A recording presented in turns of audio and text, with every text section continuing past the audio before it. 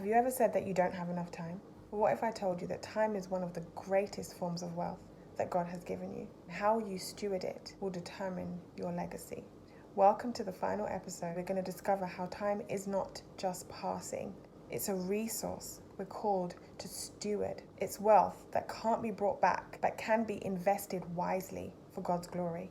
We need to learn how to use our time for God and not for the world, not for ourselves, not for our flesh. Time is a limited resource from God that reflects His sovereignty over our lives. Time is an opportunity. Unlike money, time can't be stored. It must be used as it comes to do the things that He's called us to do. Time reflects God's order. God created days, seasons, and rhythms. God set times to govern day and night. He gave us seasons.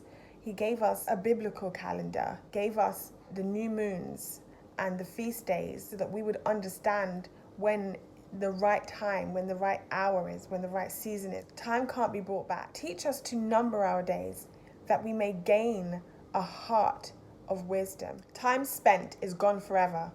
How we spend it shows what we value. Make sure that that's your first relationship. That's your first focus. That His word, which is His character, which is how you know who He is. Spending that time with Him is how you learn who He is.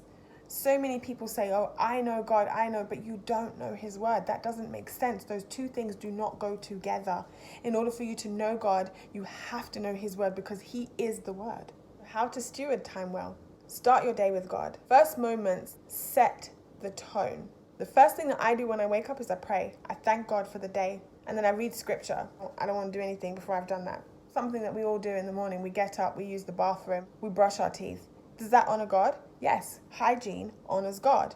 Drinking sugary drinks or alcohol, or we know that that does not honor God. Limit overcommitment. Do not commit yourself to things that stop you from giving your time to God. Our time to God first and foremost, then down to the people. If you're married, then it will be to your husband or to your wife.